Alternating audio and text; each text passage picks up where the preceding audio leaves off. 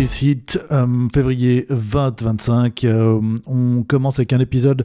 On n'a pas eu beaucoup d'épisodes de Ice Heat depuis assez longtemps. Donc voilà, on commence aujourd'hui avec un projet nouveau que j'ai un petit peu travaillé.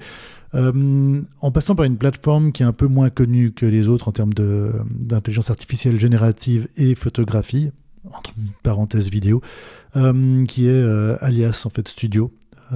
Par une équipe en fait, je crois à moitié française, à moitié américaine. Je suis plus très sûr, mais en fait la plateforme est assez intéressante. C'est ce que j'appellerais une méta AI, IA. En fait, on donne à cet outil son travail photographique ou son travail artistique en général, et l'intelligence artificielle va s'entraîner sur le matériel que l'on donne afin de créer un modèle qui va essayer d'imiter son style, son propre style. Donc j'ai voulu tester un petit peu cette plateforme un peu plus avant, vu que j'ai une tonne de collections de travaux un peu dans tous les sens. Et comme mon travail conceptuel aussi se base sur la construction des bases de données d'intelligence artificielle, sur la création de ces nouveaux styles, sur la persistance en fait de l'information, et sur l'aliasing et sur les artefacts. Enfin, plein de choses, vous pouvez retrouver sur mon site si ça vous intéresse, ou même sur ces alias. En fait, j'ai créé plusieurs modèles, et je vais montrer un petit peu les exemples. Le premier étant Dead Salad et Gold Mojo, c'est en anglais, mais en fait, salade morte et, je sais pas, mojo doré. Et en fait, c'est un modèle que j'ai construit sur une base de photographie, où j'ai voulu essayer de... Je ne vais pas rentrer trop sur le détail, ça sera quelque chose de bien à part. Mais en fait, mon idée était vraiment d'essayer de piéger pour montrer que quand on piège l'intelligence artificielle au moment de son entraînement, on peut arriver à avoir des choses vraiment très bizarres et en fait faire ressortir que des choses qui n'ont plus vraiment grand-chose à voir avec le modèle de base. Résultat, c'était un modèle de base de photo en fait de salade morte, salade sèche en fait, et de carton doré réflectif, et toute une collection d'images. J'ai vraiment, comme j'ai dit, faire quelque chose de bien séparé. Et voilà le résultat en fait de ce travail. En fait, ces photos, ces images que je vais vous montrer, alors par direct, sont toutes créées sur des prompts qui vont appeler mon modèle à générer des images. Je ne vais pas non plus rentrer sur les prompts, c'est pas le but aujourd'hui, mais ce que je trouve intéressant, c'est qu'à partir justement de photographies qui n'ont pas grand-chose à voir, je tiens à le redire, on obtient vraiment un style très particulier, en fait, que l'intelligence artificielle a essayé d'extrapoler. Là, j'avais demandé un gâteau avec un lapin qui sort du gâteau. On voit que le modèle, en fait, que l'intelligence artificielle a appris sur ce modèle cartonné, à créer des choses très bizarres. Et là, c'est vraiment une sélection des images. Si ça vous intéresse, allez voir je mettrai le lien en bas, allez voir le modèle pour en savoir plus. Donc, il y a pas mal c'est assez sanguinolent. Il y a ce carton doré qui ressort souvent en fond, comme on peut le voir avec la souris, on le voit un petit peu partout. On a une certaine violence. Donc, c'est un modèle qui je trouvais très intéressant parce que l'intelligence artificielle montre que sa préconception de la compréhension de mon système est un petit peu morbide.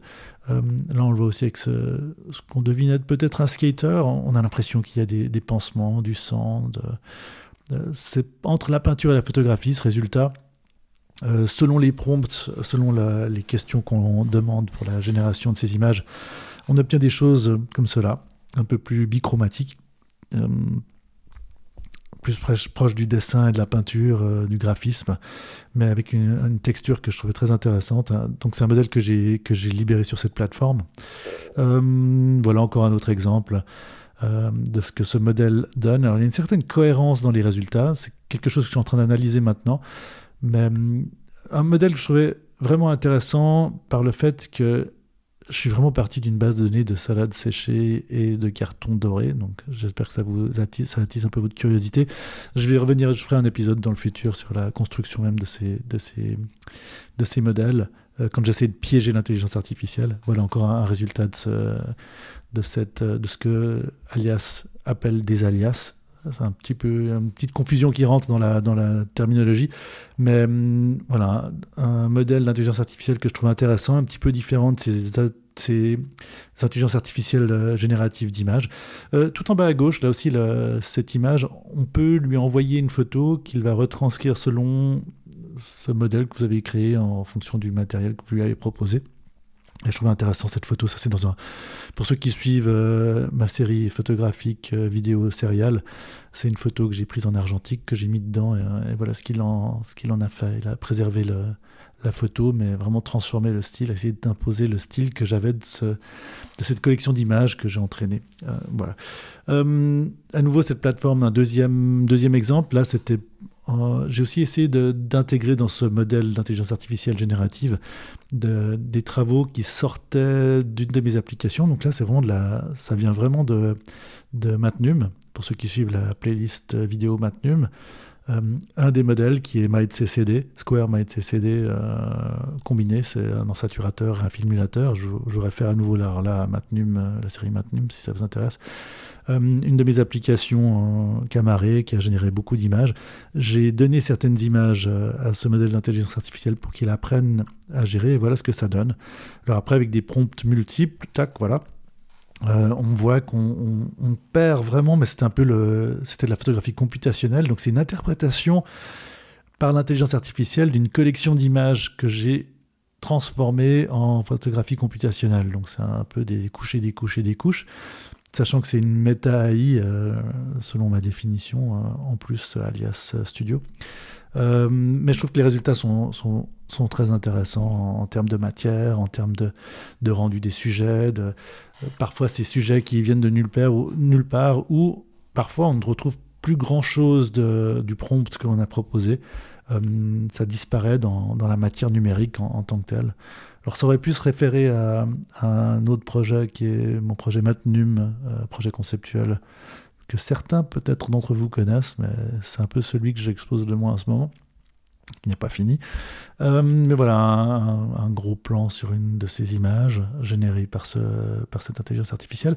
Donc souvent ça part vers l'abstrait, et ça ne maintient que ces matrices en fait d'aliasing, de distorsion en fait quelque part, par les algorithmes de compression et d'encodage numérique. Donc c'est intéressant de voir ce que l'intelligence artificielle fait de cette collection de photographies computationnelles. Voilà encore un exemple. À nouveau, je ne rentre pas dans les prompts. Justement, c'est un modèle d'intelligence artificielle générative, donc on peut lui faire générer à peu près n'importe quoi, mais ça va essayer de suivre ce style bien spécifique à l'entraînement que je lui ai fait. Voilà, on retrouve ces images. Donc... il y en a une qu'on a déjà vue, en fait. Je me suis un peu planté dans mes sélections. Mais voilà. Un autre exemple avec aussi un gros plan avec des recréations en fait de matrices qui ne viennent pas de grands... Enfin, ça vient un peu de nulle part, en fait, comme toujours avec l'intelligence artificielle, mais un autre modèle intéressant. À nouveau, j'expérimente avec cette plateforme, avec cette manière de créer de l'intelligence artificielle générative. Là, je lui ai donné, en fait, pour son apprentissage, pour son training, toute une série de photographies du projet Booty Machine 2007.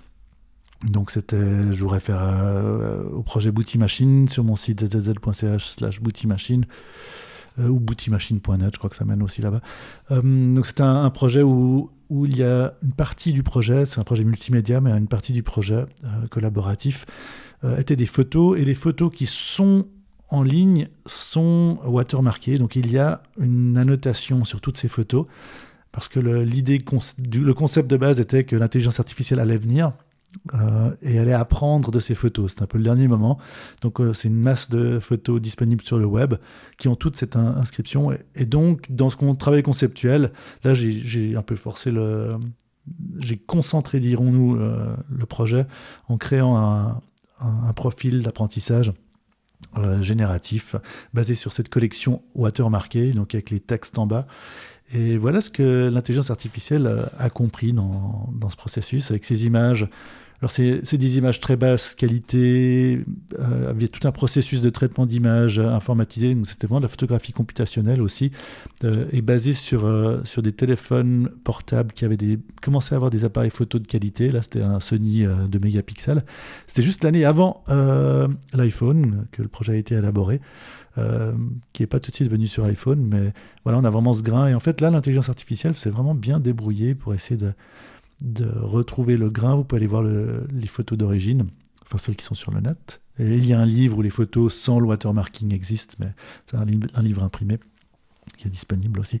Mais je trouve intéressant aussi, là, il y a une sortie bien plus homogène de ce modèle. Voilà, encore un gros plan avec, à nouveau là c'est des prompts, donc l'image d'origine est entièrement refaite, entièrement construite, avec la textuelle en bas, le watermarking, ce que l'IA dans ce cas-là a compris de ce watermarking, donc du texte en orange avec une police relativement préservée. Voilà, encore d'autres photos créées avec ce modèle d'apprentissage spécifique que je trouvais intéressant.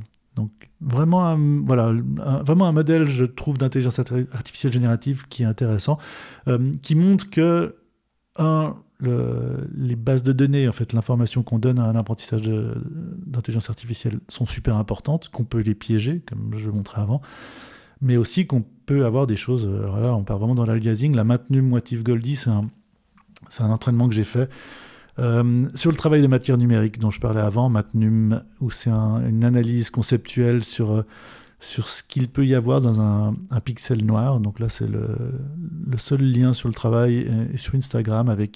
Si vous tapez matnu.me, ça devrait vous mener sur le profil avec les 1000 et peut-être 2000 générations d'images.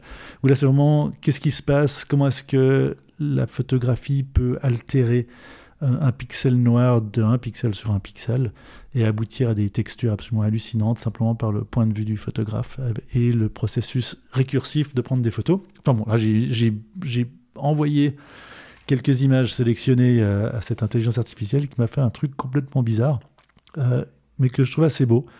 Et voilà ce que ça donne. Donc là, c'est à nouveau, on part d'un projet qui part d'un pixel noir, qui génère des artefacts, qui génère une collection d'images que je donne à une intelligence artificielle, à une méta-AI, qui va elle-même essayer de trouver les codes de création de l'image et aboutir à ça. Voilà, avec ces images un peu hyper réalistes, assez vraiment super bizarre, avec ce doré qui ressort. Je pense que l'intelligence a compris certaines tonalités de doré, mais aussi ces matières. C'est un travail très abstrait, le travail matière numérique. Il n'y a pas de représentation en général. Comment dire il n'y a pas de représentation réelle. C'est vraiment des textures et autres, des patterns. Et voilà ce que, quand on prompte cet apprentissage, voilà ce que ça donne. Et ça donne des choses super intéressantes aussi à mon goût. Avec des fois des espaces comme ça, comme avec cet hélicoptère. Moi, j'adore ça. J'aime vraiment beaucoup travailler avec ce, je sais pas comment l'appeler, enfin Alias, comme Alias Studio appelle, pour obtenir toutes ces images super bizarres et assez belles. Voilà, on voit d'ailleurs les membres multiples.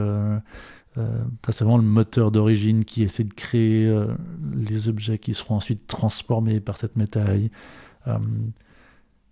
Non, voilà, on en passe à un autre. Allez voir si jamais. Mais à nouveau, tous ces modèles, je reviendrai probablement une prochaine fois, pas tout de suite, mais sur chacun de ces modèles bien séparément, comment je les ai construits et où ils allaient. Là, par exemple, ça c'est... Alors, Camare Preset Card. Pour ceux qui suivent Matnum, j'ai des cartes avec des codes QR. Et pour moi, c'était un très bon prétexte d'avoir une collection d'images où chaque photo prise peut avoir son code QR du traitement de l'image en photographie computationnelle. Et là, j'ai simplement mis les cartes, les presets dedans pour que l'intelligence artificielle essaie de comprendre ce que sont ces cartes. Et voilà ce qu'elle a compris. Donc, quand on génère quelque chose, voilà ce que l'on va bizarrement générer. Ça fait des trucs très bizarres, pas forcément photoréalistes. Dans certains cas, oui. Dans d'autres cas, c'est très dessiné, comme ici. Avec souvent ce rappel. Alors, ma police de caractère, qui est vraiment une police de caractère vectorielle que j'ai faite il y a de nombreuses années, pour tous mes travaux, dont le site zzz.ch. L'intelligence va essayer de limite assez bien dans certains cas, la complexifier un petit peu. On retrouve souvent ces pseudo-codes QR un peu partout. L'intelligence artificielle a aussi compris ça. Et après, elle fait des sortes de bizarres constructions d'images, probablement parce qu'elle mélange les codes QR, la police de caractères, les images à générer. Voilà, encore, on retrouve des images. J'aime beaucoup celui avec l'hélicoptère schématisé en haut à droite, là, centre au-dessus. Mais beaucoup de choses qui sont vraiment marrantes, qui ressortent. Par exemple, le mouton, là, j'avais mis un mouton volant dans un ciel et généré par cette intelligence artificielle, ça donne ça. Voilà. Donc des travaux que je trouve super intéressants. Et vraiment, ça renvoie au fait que j'aime bien l'idée que tout a un code, tout un processus avec une sorte de présélection de création. On est un petit peu dans un monde où on pense que le code peut générer tout et n'importe quoi, mais en fait, ouais, voilà. Enfin bon, c'est une métaphore, mais je reviendrai une prochaine fois sur ce projet. Et voilà, encore un dernier alias que j'ai fait avec cette plateforme, que je vous conseille d'aller voir, elle est en phase bêta encore. Là, c'est sur le Dr. Bad Taste Office. Donc, je voulais aussi un petit peu utiliser des travaux artistiques un peu conceptuels que j'ai fait pré-web, parce que c'est bientôt les 30 ans aussi de mon site web. Donc, il y avait un monde avant le web en termes de photos, de vidéos, de documents en général. Et là, c'était avec des BBS. C'était une série, un travail collectif fait avec Mathias Chop, qu'on a fait entre 95 et 96, 95 et 96 pour les Français d'entre vous, où on faisait des dessins avec une sorte d'humour un peu bête. Mais en fait, c'était l'occasion de les distribuer sur des BBS et sur le web, et de déjà voir un petit peu ce qu'étaient les réseaux sociaux non existants encore, mais qui commençaient à apparaître, à la transition entre les BBS, les autres plateformes qui existaient avant, et le web qui, on le sait maintenant, pris le dessus sur à peu près tout. Et là, mon idée, c'était vraiment surtout de créer... Alors là, j'ai créé une collection à partir de cette collection de dessins qui avait été distribuée, où j'ai fait un travail de pixelisation bien spécifique pour obtenir ce modèle. Donc on a un certain contrôle sur le contrôle aussi de la construction de ces modèles d'intelligence artificielle via cette plateforme, et ça donne ça. Donc quand on prompte, donc c'est vraiment là, c'est plus un travail conceptuel sur la perte des données au fil du temps, au fil des compressions, au fil de l'utilisation de standards de stockage ou de décomposition des données analogiques du monde réel. Sur ce monde digital qui ensuite essaye aujourd'hui avec le génératif, essaye de recréer via des modèles d'intelligence artificielle le monde réel. Donc voilà des exemples de ce module. Un épisode un peu bizarre, un peu particulier peut-être, mais bon, là, on va continuer comme ça avec le AI Site dans le futur. Il y a pas mal plus de travaux d'intelligence artificielle. C'est un peu la boucle est bouclée pour moi, mais je reparlerai peut-être des 4 phases du développement vers l'intelligence artificielle dans un prochain épisode. J'espère que ça vous a un petit peu diverti. Allez voir cette plateforme. Ça change un petit peu des Midjourney, des DALL-E et des autres plateformes habituelles. Et c'est vraiment une plateforme naissante. Et à bientôt. N'hésitez pas à poster des questions, commentaires et suggestions.